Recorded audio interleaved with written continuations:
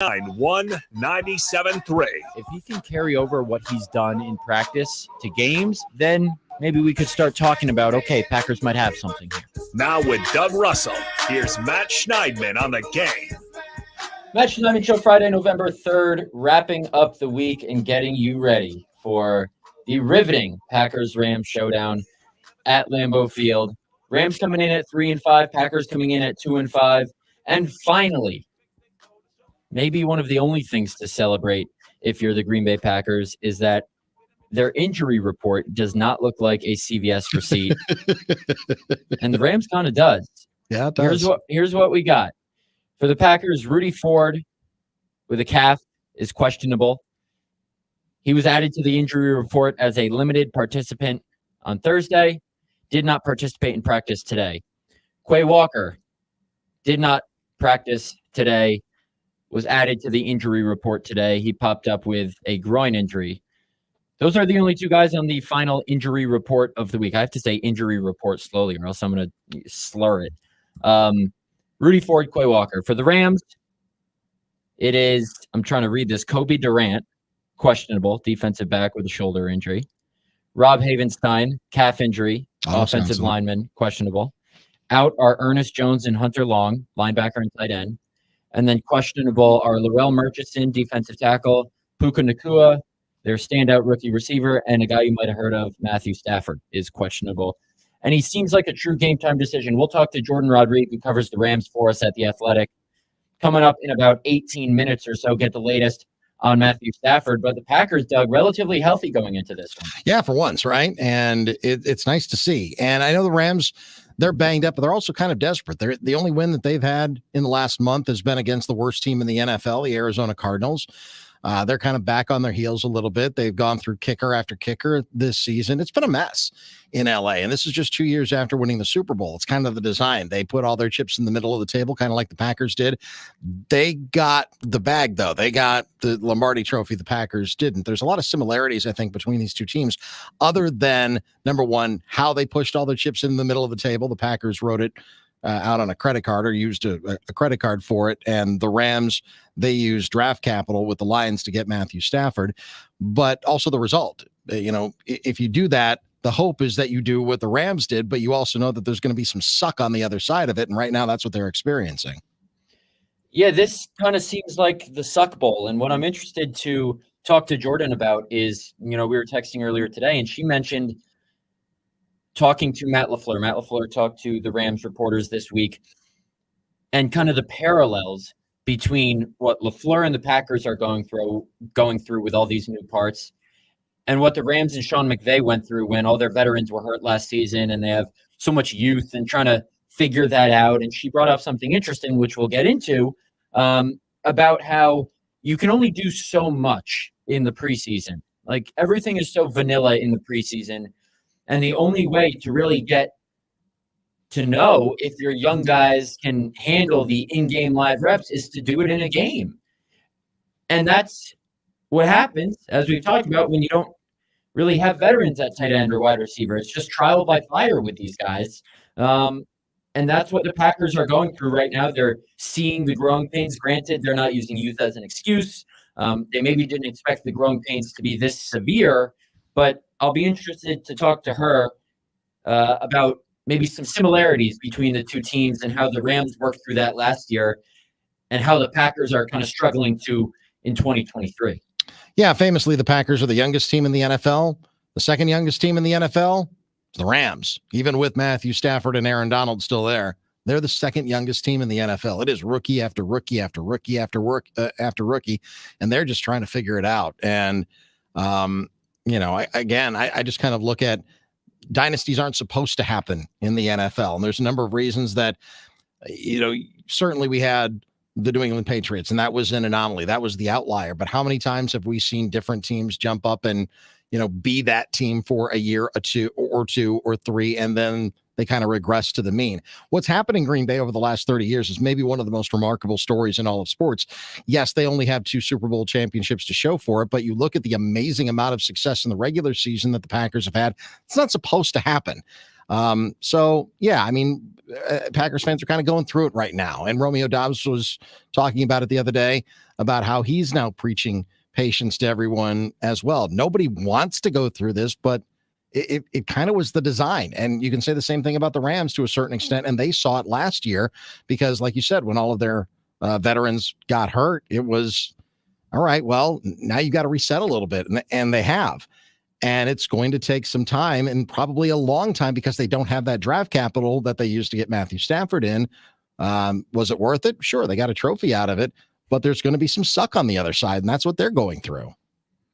Without a doubt. And I think something that's interesting about kind of where the Packers are in this season is while the locker room seems down and depressed and downtrodden after this Rasul Douglas trade, all it takes is one.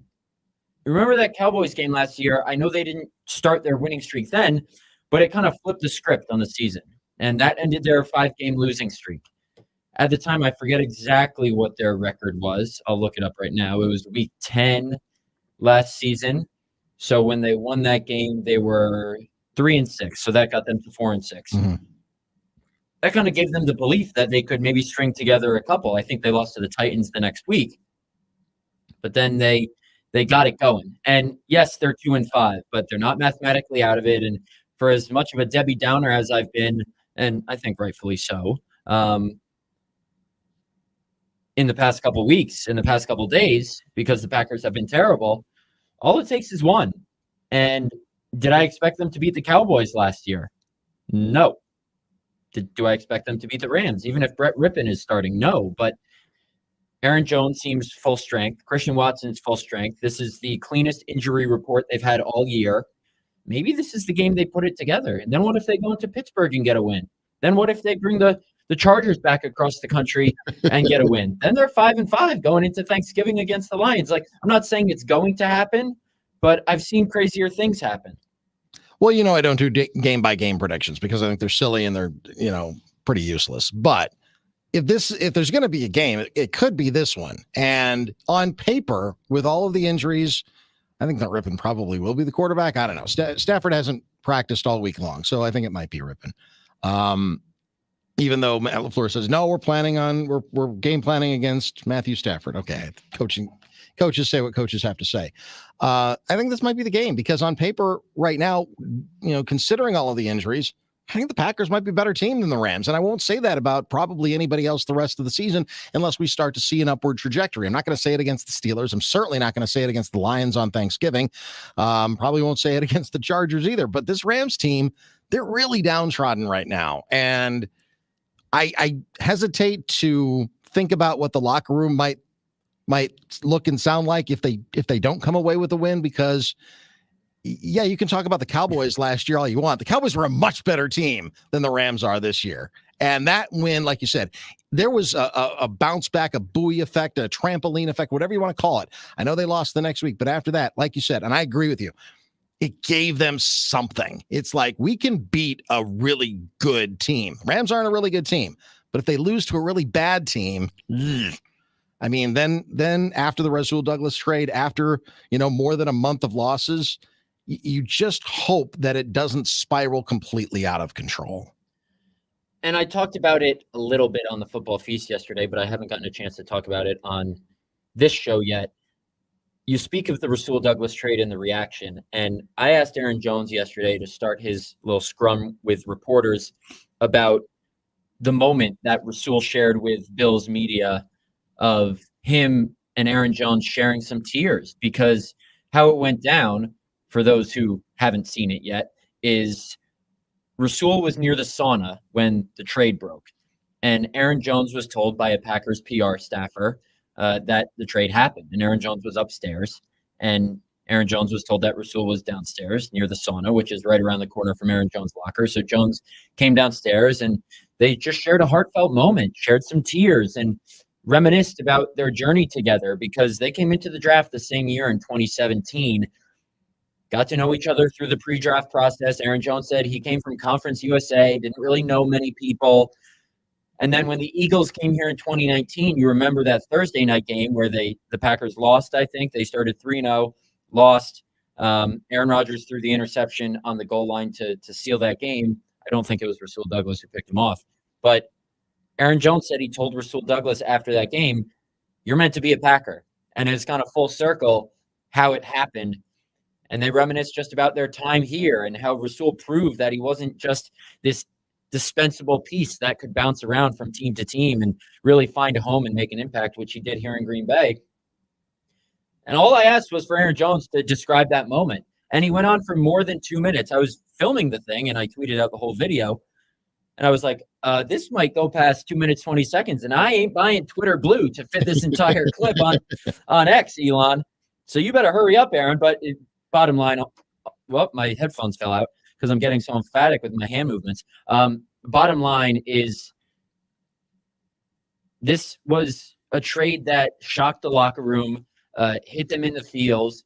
But as you said, Doug, and as I've talked about on the numerous shows that I sell myself out to on this station, this is either going to give them a kick in the butt and say, wake up, because if Rasul, who's been playing well, can be affected by our slow start, then anyone can in terms of, a benching, a lack of playing time, because obviously nobody can be traded, or it can continue to unravel the season. So it's a kick in the butt or a kick in the balls is what you're saying. Pretty much. And I'm not saying, well, neither is a pleasant feeling, but what I'm saying One's is worse than the other. Well, yeah, I would agree.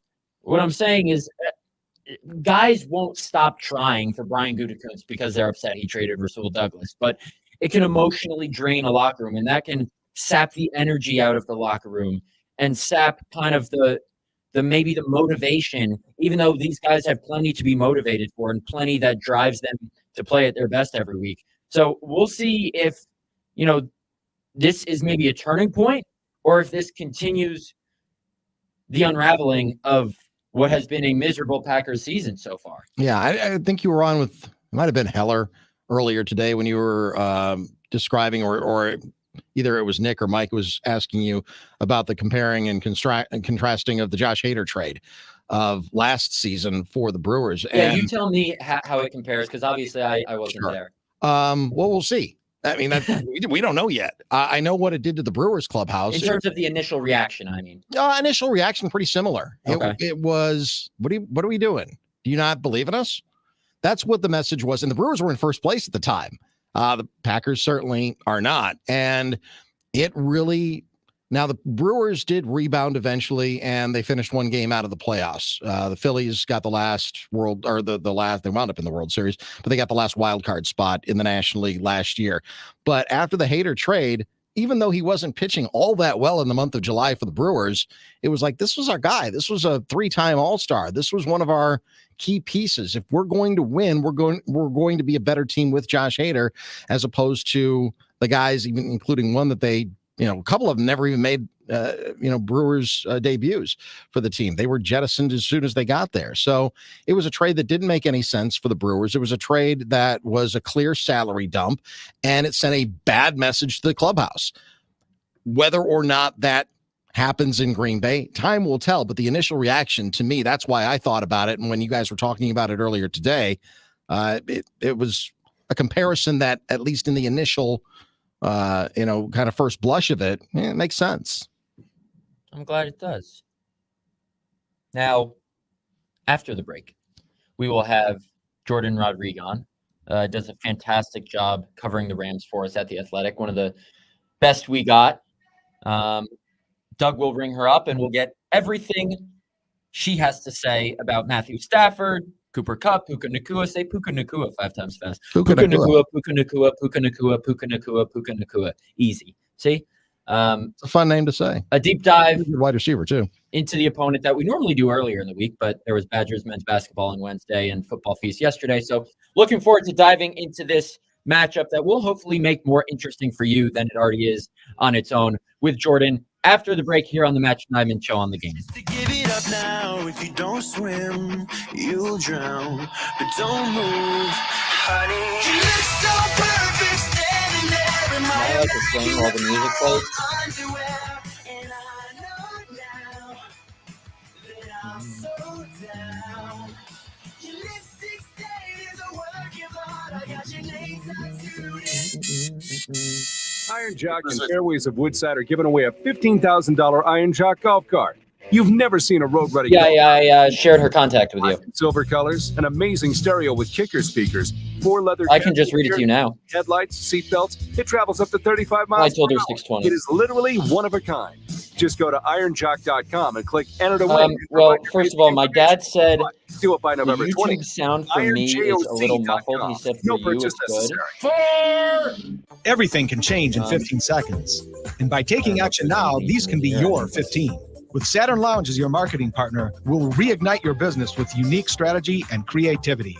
Visit SaturnLounge.com to see how we can tell the world your story.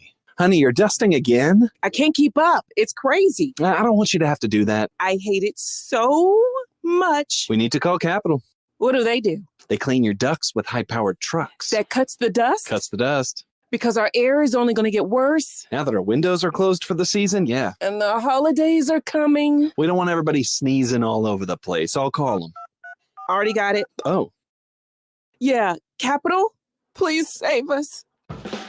Our duct cleaning technicians are standing by to get you ready for the holidays. And save you time and trouble. And kerosene. That's right. Cut the dust. And breathe cleaner air. Capital does over 1,000 duct cleanings every year.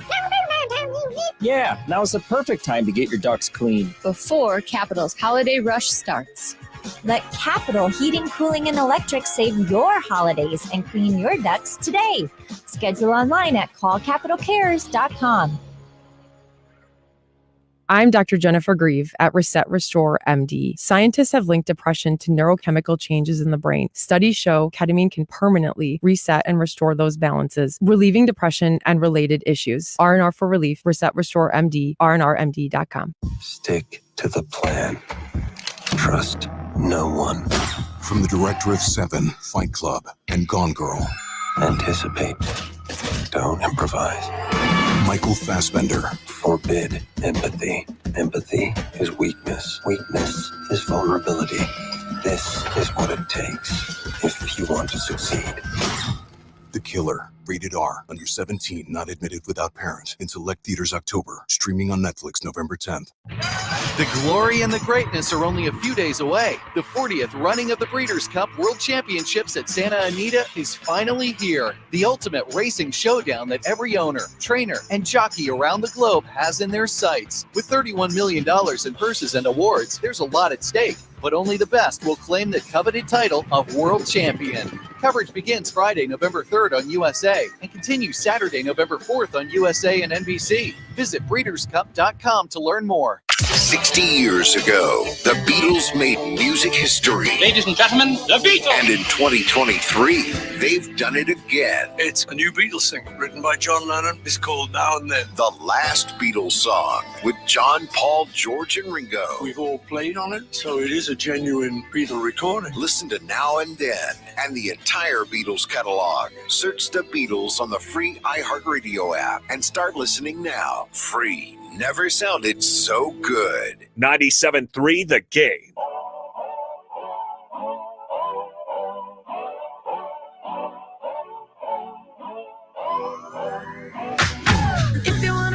Matt Schneidman Show, Friday, November 3rd.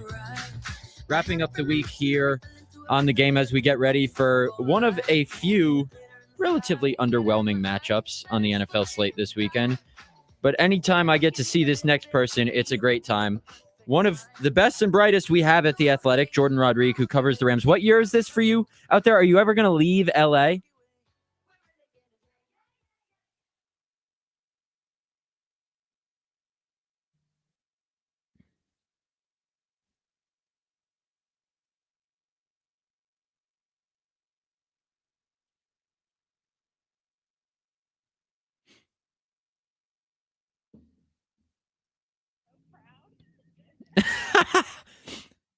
That's. I heard Doug's reaction. That's the I heard Doug's reaction. That's the happiest he's been in the however many months we've been doing this show. That's truth. Yeah. All right. Let's get right into it. Is Matthew Stafford playing? Listen, I know he's questionable. True game time decision, but walk us through maybe his progressions this week, what exactly is going on, because us here in Green Bay, we've been thumb experts since last year when Aaron Rodgers fractured his throwing thumb. So what's Stafford going through this week?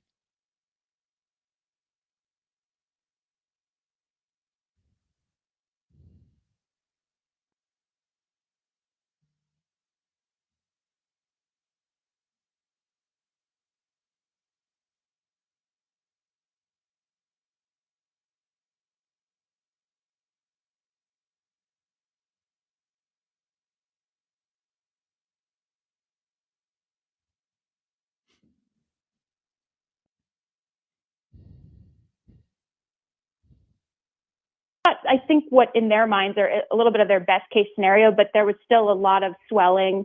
And then obviously the big question is, can Matthew Stafford grip a football, which apparently is my go-to question for Sean McVay every day this week is, can Matthew Stafford currently grip a football, which Sean McVay has declined to answer.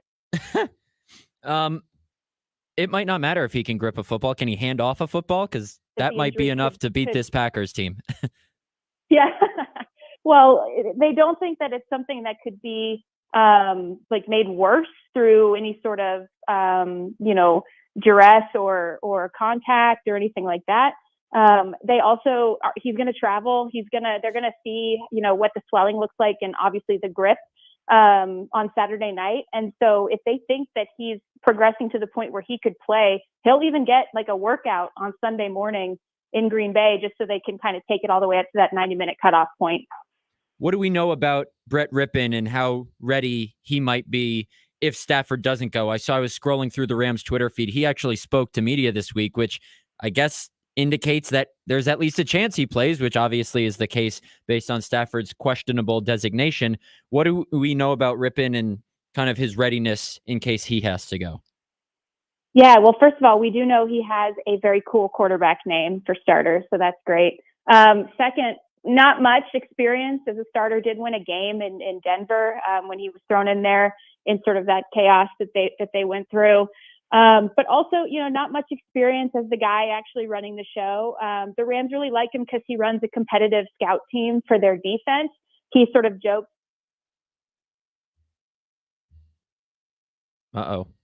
Practice every day, so he's got that going for him. He's definitely their sort of typical backup that they've always kind of liked to have around in that building. Somebody who gets along well with Matthew Stafford, who is solid when running the practice settings, but we don't know much about him as an actual player. It seemed to me like they're preparing as if he will start. Again, you have to do that anyway, especially if your starter is up in the air. And it seemed early in the week that players thought that he would be the one getting the start. Now, there's also a sense through the building that Matthew Stafford is going to push as hard as he can to try to play. This dude's played through much worse than this. So it all comes down to the grip. And then I guess then it'll come down to Rip, as they call him. The grip and the rip. You were talking about backup quarterbacks, and that obviously got me thinking to the Packers backup quarterback. And way back in the day, you covered Penn State, correct? I know you didn't go to Penn State. You went to Arizona State, if I'm not mistaken, but you covered Penn State for a little bit. Am I right in remembering that? You're correct. Okay, I was going to ask. This is a Sean Clifford question. Oh my God, no! I was like, Sean Clifford was at Penn State for 6 years, but there's no way Jordan covered him that long ago. Yeah, I feel old. Thank you for bringing this up. I appreciate it. Who was the quarterback when you covered the team? So I covered the last of the Hackenberg season, and then I covered the Trace McSorley era, which was super fun, actually. And then Sean Clifford was the quarterback who was sort of going to be the next guy. And actually, I did a really cool feature on his high school in Cincinnati, St. X. They collaborated with the Children's Hospital to do concussion testing for different devices that could help preventative measures for concussions. So that was cool. Yeah. Yeah. A lot of people want to see Sean Clifford right now play quarterback for the Packers. I have challenged several people on the beat this week to say Puka Nacua 5 times fast. And this guy has kind of been a sensation this year. And Joe Barry, who you obviously know because he was in LA before here, he said this week that Puka reminds him of Cooper Kupp. And that's probably not good news for a Packers team who just traded away one of their best defensive players and who might be starting their number 3 and number 4 safeties this week. So I know this Rams season hasn't exactly gone to plan, but the brightest spot is those two guys at receiver. And has Cooper just picked up right where he left off, coming off that IR stint that he started the season with? Well, Cooper is healthy in that regard, but after a really strong return, first 2 games back, there's just been some timing issues. There's things you could tell that the two, Matthew Stafford and Cooper Kupp, they'd missed some reps with each other. Things like, Cooper has all the option routes in the offense. So he obviously can read the defender and then make his break where he sees the defender leveraging him. Right. And Matthew is usually very in tune with him in that regard. There's a lot of autonomy between the two. Off on those a couple of times, a couple of those deep overs when Cooper came back, and then a quick out this last game that led to a pick 6. So that's been a little concerning, but no reason to expect that would continue. Those guys just know each other too well. They're just too good playing with each other. Puka, I know this is like maybe a popular phrase, respectfully, but I might correct Joe Barry a little bit here and just say, I think he's more Robert Woods than Cooper Kupp. Okay. And that's a high compliment in anyone's book, because he's running the Robert Woods concept where they run like this 11.5 personnel where they're hybrid tight end receivers where everything's coming out of 11. But Puka is picking up that Robert Woods role that the Rams really haven't had around since Robert Woods was healthy in their building. And he's doing a lot of things in the blocking structure that were directly used to be assigned to Robert Woods. Been really fun to watch, and you forget that he's a rookie all the time. Something I think that was interesting that we were talking about off to the side this morning was how there are maybe some similarities between what the Rams have gone through recently, not necessarily this year, and what the Packers are going through right now. Brian Gutekunst made a concerted effort to not sign a veteran pass catcher this season because his idea was to let these young guys figure it out on the fly. This was a season to more so plan for the future, develop for the future rather than win now. And I always said, winning now would be an added bonus. It has not gone anywhere close to maybe what they had hoped. What did the Rams learn from maybe doing that recently when some of their veterans were out? And how can that apply to what the Packers are doing now? I know you said Rams beat writers spoke with Matt LaFleur, and maybe he shed some light on that. Can you expand upon maybe the better stuff he gave you than he's given us recently? Because he sees us every day, and he probably is sick of us now. Yeah, we'll swap you. You can have Sean for a little bit because I think he's sick of us and dumb questions too. Doesn't he have his press conferences at 6:45 a.m.? I'll pass on that. Thank you very much.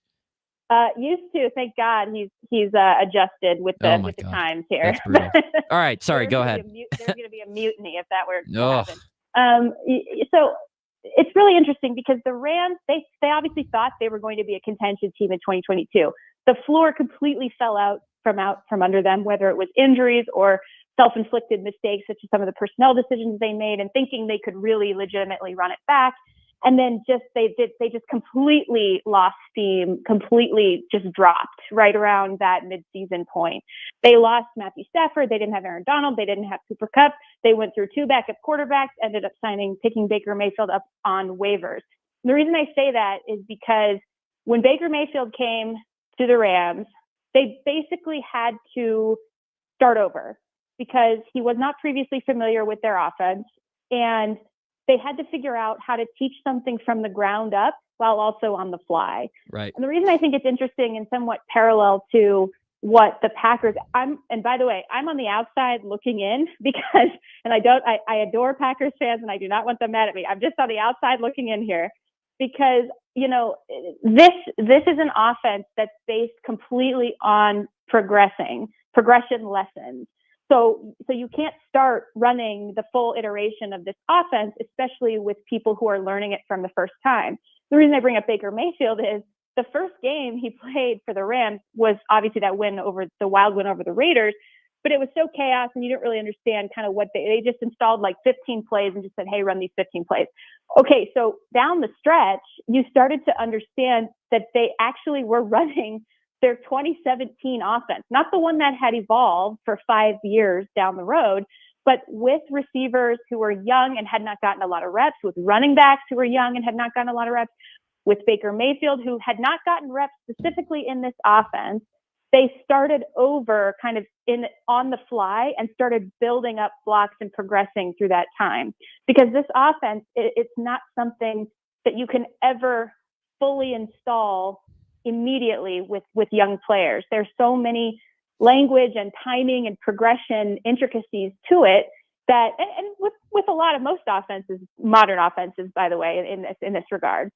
So it's not to say that Jordan Love is starting from scratch here, but there's a lot of players who are, and that includes all of the timing intricacies between quarterback and receivers. I watched them reteaching play action to Baker Mayfield because the play action drop in this offense is different than any other play action drop in the league. Mm-hmm. I watched them reteach receivers different breaks, different timing concepts. And what Matt LaFleur said to us this week that made me start thinking about this, and it was in response, I'm working on a different story, and I asked him a story about motions. And he answered with something so interesting to me, where it was like, well, there are some things that you see, so like some of the things that Miami's doing that everyone wants to install, but you gotta peel it back 4 or 5 steps because you're not there yet as an offense in terms of the entire picture, installing it. I'm paraphrasing, obviously, but you have to build those blocks before you overload with information, because you're going to go backwards if you overload what you want first versus what the natural steps of the progression, the teaching progression, have to be for an offense like this. And so I think that that's what's interesting, is this is such a young group that the Packers have, and there's so many foundational points that have to exist before the next iteration and manifestation of an offense can start to unfold. Not to give anybody excuses, but when I also saw that reporting this week that they were going to introduce more competitive periods in practice, that said to me, because the Rams did the same thing, and that said to me, okay, they're stripping it down and they're trying to get guys to play faster and freer and trust themselves with what feels natural. And then you start building pieces of offense around that instead of installing something that I think realistically you could expect to at least have maybe be further along at this point because of the people who have been in the building. But sometimes it doesn't work like that. And these guys don't know that until the actual season starts, because they're not showing any version of this offense in the preseason. They're not even really running what they want to run or trying to install it until, they're game planning for week 1, which that's why they all hate the preseason. They only want joint practice. So I just thought it was like interesting parallels here that like, I think it's a huge like ego check and reteaching oneself, like Sean McVay went through last year, of the coaching, the foundation points, instead of, Sean McVay also has had a very top heavy team for a long time. Even now, he's got a lot of veterans on the offensive side, none on the defense. Well, you see this defense, and Matt LaFleur spoke very highly of the way that this defense has tightened down and become more aggressive. Well, they've also simplified what they're trying to do. They're playing a lot more like cover 3 shell and hiding things that way in order to be more aggressive post-snap and let their guys go do what feels natural and feels instinctive. It's just interesting to see various teaching points and how things get built and installed. And the Rams, the Rams last year, when the bottom fell out from under them, they had to start from scratch in a way that you kind of see in some ways the Packers having to do, but for a full season. Exactly. And I think, that made me think of something that Tom Clements, the Packers quarterbacks coach, said. And he was here from 2006 to 2016. So he saw Rodgers kind of take over the offense after 3 years. And he said with Aaron, he was with the guys he played with when he started. He was with them when he wasn't starting, and that hasn't been the case with Jordan. The receivers that he has, Christian Watson and Romeo Doubs, they weren't running with Jordan on scout team last year. They were running with Rodgers with the starters. And then they mix in guys like Jaden Reed, Dontavion Wicks, 2 rookies. They obviously weren't here last year either. So they're all kind of learning it on the fly. You've seen wrong routes. You've seen drop passes. There is just a lot of small fires to put out. And that's so much harder than just having one big thing to fix. And we're seeing why. Now, I'm not saying the Packers should have signed a Jarvis Landry or someone like that, because that just would have taken away snaps, these developmental snaps from some of the young guys.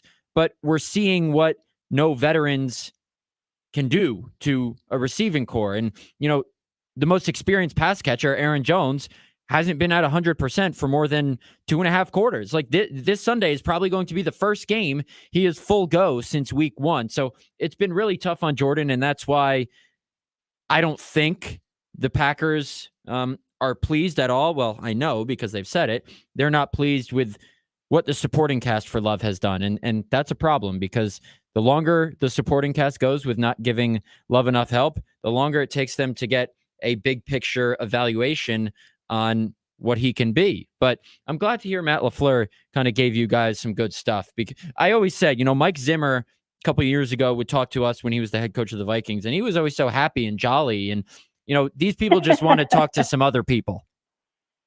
Yeah, I think, it's like you show up to work every day and same people standing around the water cooler and kind of looking at you sideways. I'm sure it starts to feel, but Matt, if you don't mind, you made a really great point there too. And it brought to mind something that I had been told a long time ago when first starting to come into covering this system, was that you either need a quarterback who is going to mold the receivers, especially if they're young and don't have necessarily their long-term formed habits yet. You need the quarterback to mold the receivers around what he specifically wants to do, or you need a receiver who is experienced enough to mold the quarterback to what the receiver wants the quarterback to do. It doesn't, if there's a half measure from both sides, it's like, if there's compromise, frankly, it doesn't always work, especially when it is something like the passing game, which is so deeply interconnected between the two positions, quarterback and receiver. You have I just will never forget being told that is, when coaches are building rosters and people are building rosters, you look for, and you saw Rodgers doing this you see him, Hard Knocks, whatever, you see him doing this everywhere he's gone, the quarterback molding the young receivers to the specifications of what they want. And I'm not saying Jordan Love's not doing that. He probably is, but there's a difference in experience level. And then if the experience isn't quite there to even know what you want, really, then it has to happen from the other side. And then it also doesn't always help when it's coming from the coach. They talk about this with Cooper all the time. Cooper traveled when he was on IR. He traveled with the team because he knew what Matthew Stafford wanted from the receivers and was helping communicate that to a Puka Nacua, who was sort of being molded at that time to the specifications, not necessarily of what Puka did in college or what his expectations were coming out, but specifically into the player that the quarterback wanted him to be. And that made all the difference in that start that he had. A lot of stuff to chew on there as it pertains to the Packers. Jordan, we can't thank you enough for joining us. You're flying out here tomorrow? Yes, and I love Green Bay, and I've always had such a great time when I've been there, and I've been there a lot over the years, as you know. And yes. It's a very warm city, and I'm very excited to be there. So thank you in advance for having me. My pleasure.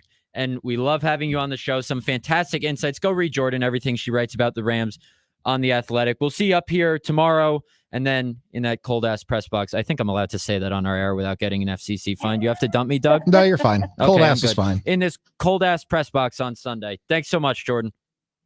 Thanks for having me, Matt. See you later. Just some really good, insightful deep dives into, it helps when the Packers are playing a team that they have a lot of similarities with on offense, specifically with Matt LaFleur coming from the Sean McVay tree. So a lot of what Jordan's talking about with the Rams can obviously apply to what is going on with the Packers, and just a lot of good stuff, as I said, to chew on as we get ready for this matchup. After the break, hopefully that coward Jake from Charleston will respond to my text. He's been nagging me about coming on all week. He got his lock of the week right last week.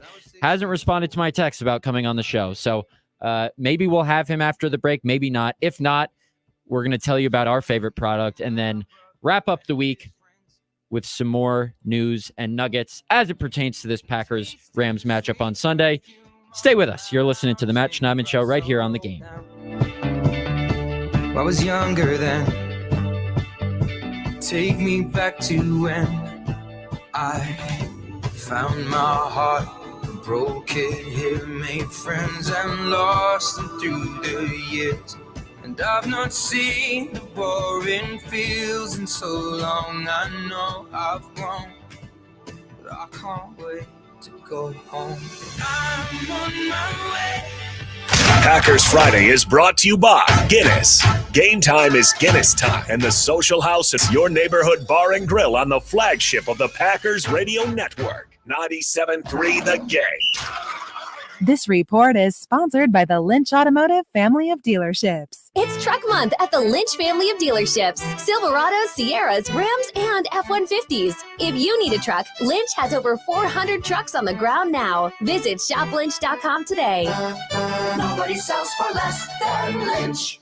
If your stunning home has gone a little stale, it might be time to contact your local CertaPro painters. We bring the power of pro to every job. That's CertaPro's power to do the job right, the first time, every time, and the power to renovate your home without breaking down walls. Take your home from blah to booyah. Get on CertaPro's schedule today at CertaPro.com. The power of pro. Each CertaPro painter's business is independently owned and operated. The Helmets to Hard Hats organization salutes all the veterans from Wisconsin. Veterans Day is around the corner, and we want to take a moment to say thank you to all who are and have served our great nation. Thank a veteran this week and share in our appreciation for those who have voluntarily defended our country. The Helmets to Hard Hats organization connects active duty, reservists, National Guard, and veterans with quality careers in the construction industry. Earn while you learn and explore careers at helmetstohardhats.org. Have you been in a car accident lately but are unsure of where to take your car for repairs? One Collision County Line is family owned, has provided exceptional collision repair for over 30 years, and works with all insurance companies. Your vehicle is a major investment, and you need someone you can trust to make the process easy. One Collision County Line serves the Milwaukee area with easy access from Highway 4145, and their high-quality repairs are warranted for as long as you own your vehicle. Check out the online reviews to read what their customers have to say about them, including the positive feedback on their friendliness, professionalism, and impeccable work. For your safety and convenience, they offer online photo submission and estimates from the comfort of your home, as well as free pickup and delivery of your vehicle. One Collision County Line is also offering 12 months of interest-free financing. Restrictions apply. Visit them online at collisioncountyline.com or give them a call at 262-251-1700. What's holding you back from learning the language you've always wanted to know? Too hard. Takes too long. Not with Babbel. Babbel's lessons take just 15 minutes a day. 15 minutes isn't long. Nope. And they're fun. So you don't realize you're learning a language, but you are. In 3 weeks, you're able to start having conversations. And Babbel's lessons are built around real life. And with Babbel, it isn't hard. It's perfect. Now try Babbel free. Just go to Babbel.com. That's Babbel.com. 3 little words no parent wants to hear. My tummy hurts. And it always seems to happen at the worst times. Like in the middle of the morning rush, when you still have homework to check and lunches to pack, and of course, you're already late for work. Luckily, there's Pepto Kids. Pepto Kids gummies help relieve occasional stomach upsets, turning those 3 words into these 3 words. I feel better. Bad time for stomach upsets? Good time for Pepto Kids gummies. Fast support for little tummies. These statements have not been evaluated by the Food and Drug Administration. This product is not intended to diagnose, treat, cure, Could see a few sprinkles into tonight, but overall, slowly thinning clouds for tomorrow. What do you expect for the start of your weekend is partly sunny skies, highs in low 50s. We stay in the 50s Sunday, mostly upper 50s though, and mostly cloudy skies.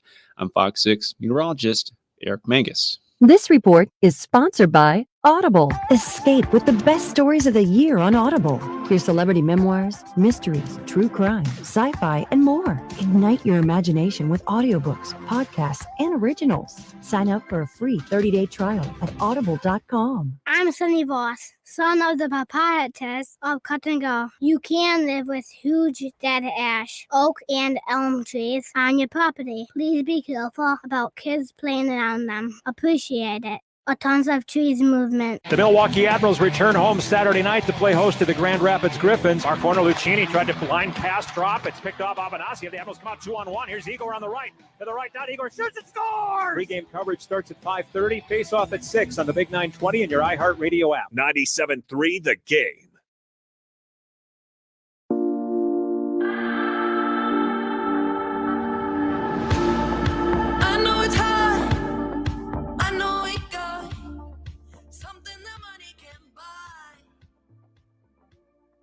Fighting the fits, fighting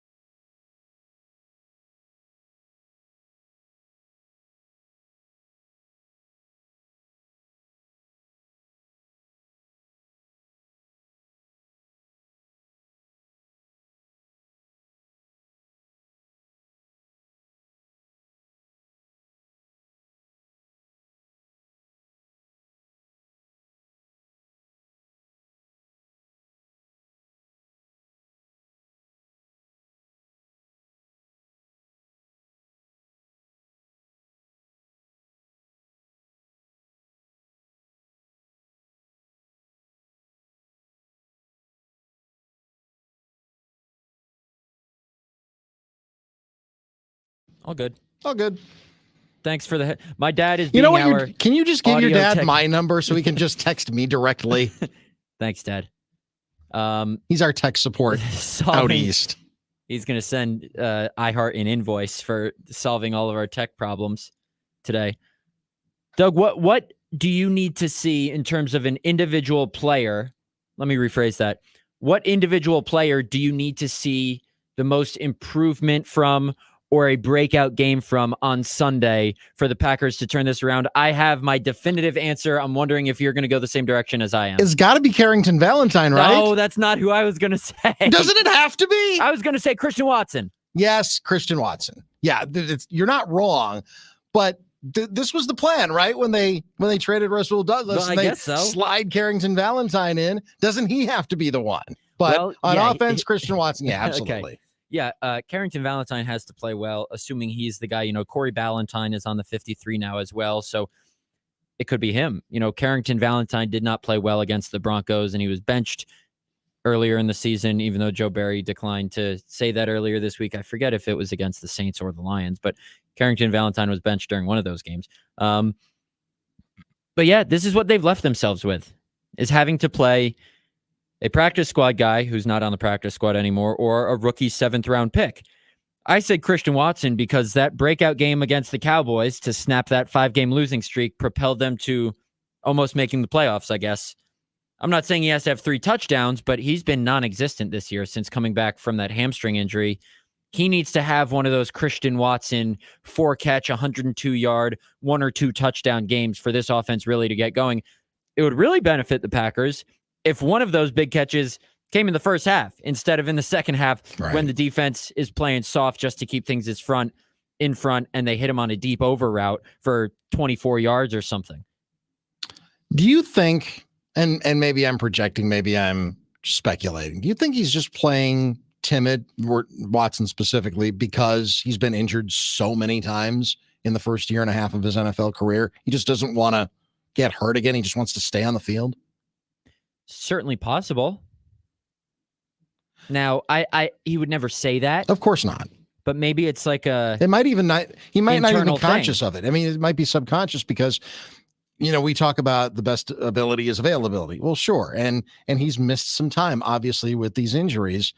But what we also haven't seen is a whole lot of fight out of Christian Watson. For those 50-50 balls with his size, he's got to get more of those. And when the ball is maybe a little bit underthrown, he's got to come back for them. He's got to fight a little bit more. And we haven't seen a whole lot of fight out of Christian Watson. No, we haven't. And he knows that's something that he needs to get better at. I don't need to tell him that. Matt LaFleur will probably tell him that, but we've mentioned it a couple times this week. There was that ball in the end zone against the Raiders that he didn't really try and break up, even though it was underthrown.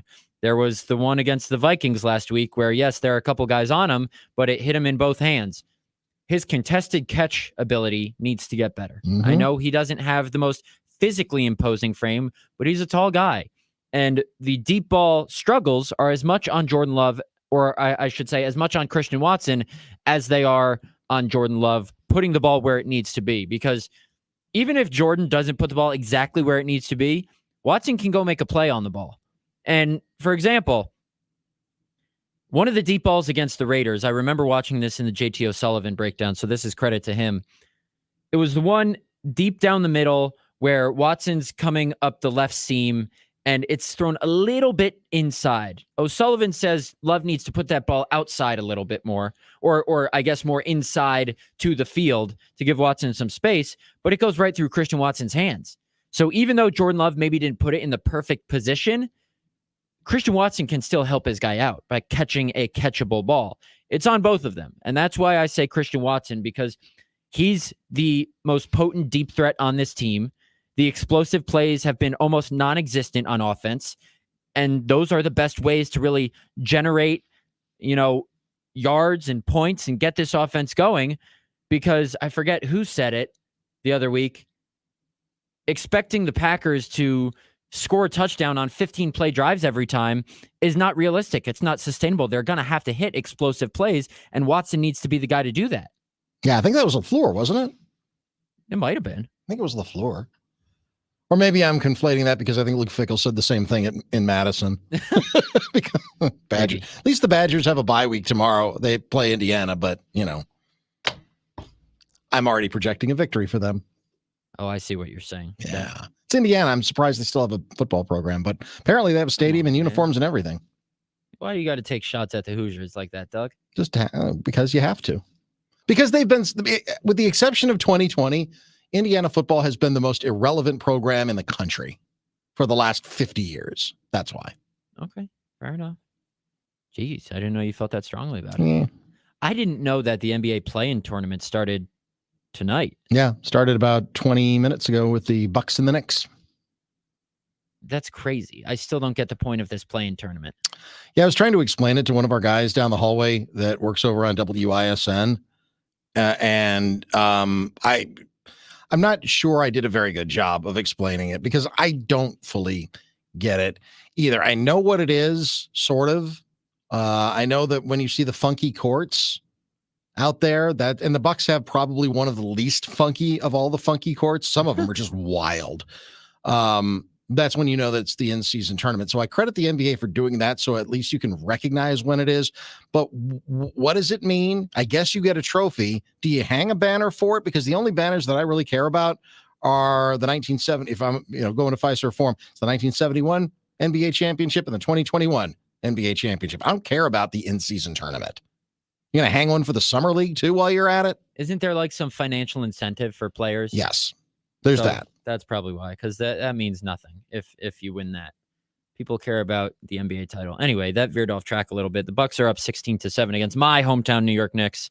I never really became a Knicks fan, and nor did I become a Packers fan, contrary to what some people think. Does anybody still think that? I don't know. John Kuhn has been calling me an emotionless robot because I don't have any emotional investment in transactions or what happens with the Packers. And I'm just here to do my job. I have emotions as a person. I was saying on 9 to Noon the other day that I sometimes tear up at like the Soldier Coming Home videos and inspirational America's Got Talent auditions. Like, I'm a human.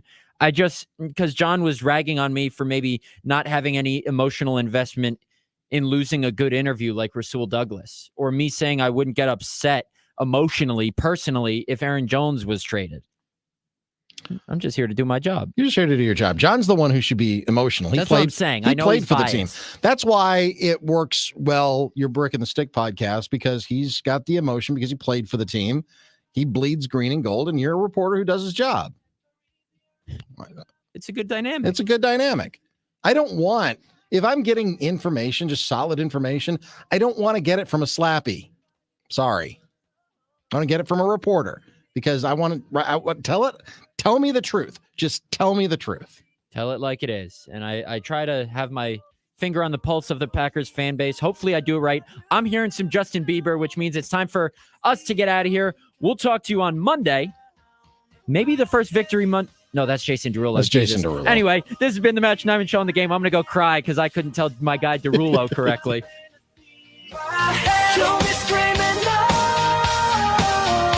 Sunday, it's the Packers and the Rams at Lambeau. Forced to the outside by T.J. Slayton. Captured back at the 20-yard line number on the far right side. Slayton led the charge, blew up the play. Doug Russell begins coverage from Bart Starr Plaza at 8 a.m. Kickoff at noon on Milwaukee.